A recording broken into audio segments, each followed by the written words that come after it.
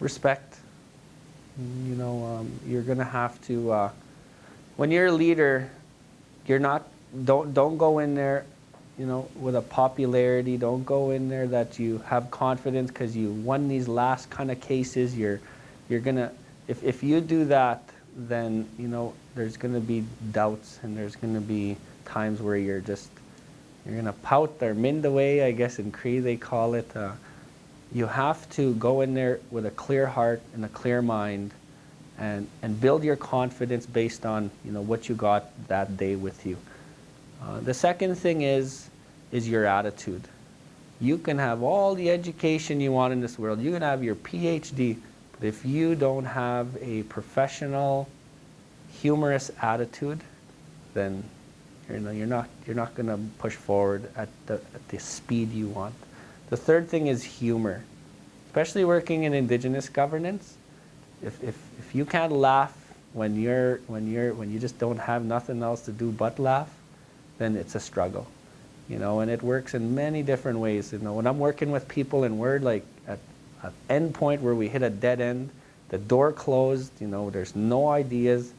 If you can't find a joke or find humor in it, then you know what, it's not, your brain's going to get tired.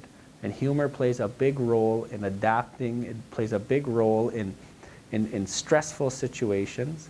And the last thing is you have to believe in yourself. You can't build your confidence by just surrounding yourself with great people. That's a big part of it. But you have to believe in yourself. Like, you put me beside, a teenager who is, encountering drugs or alcohol. I'm going to go to that level. I'm going to talk with them. I'm going to be, in their world. You put me in a room of elders. I'll never lose my confidence, but I'm not going to have an ego. But then you put me beside, say, Premier Brad Wall. I'm not going to put him above or below me, and we're going to stay at that same level, and I'm going to show him respect just like I would that teenager or those elders. So you have to be consistent, but you have to have that. You got to create your own confidence, your own self-esteem, and those are some. Yeah.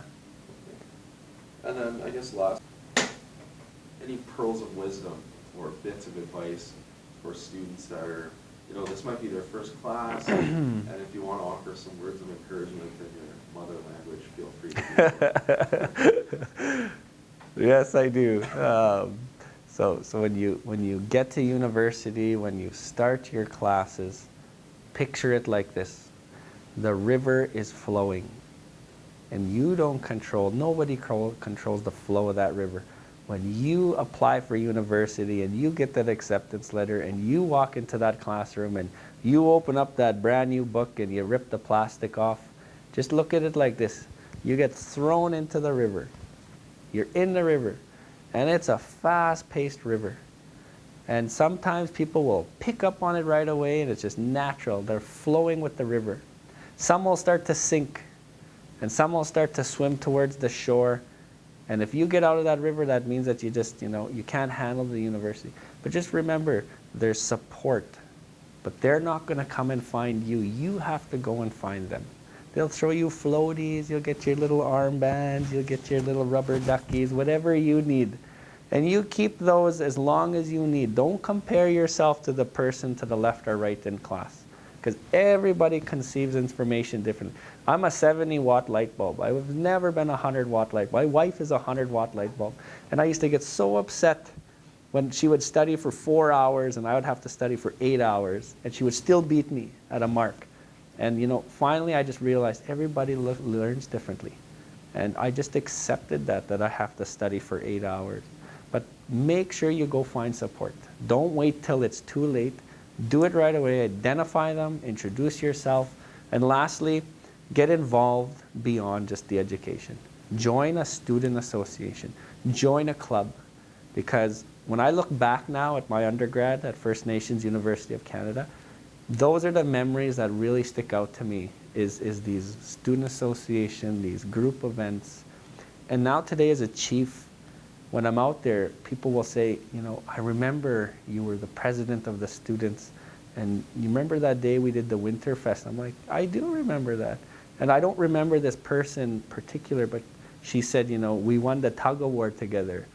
And now today, we already had that relationship in a business perspective, all because I joined a club in university. So those would be my little points of wisdom. Excellent. And any farewell message you want to? You know what, education is key, but remember your values from your home fire, from your kokums and mushums, go with it. There was a poem that I read in my first semester from A Lament for Confederation from Chief Dan George. And that poem just set my tone for life. And he said we have 100 years from 1969 to overcome things. So Dan George set my goal. From 1969 to 2069, we have 100 years to get back to where our ancestors would absolutely just know that we're in good shape as Indigenous people. So everybody might find something differently, but that was my key. And that's why I wake up every morning and I have that goal. So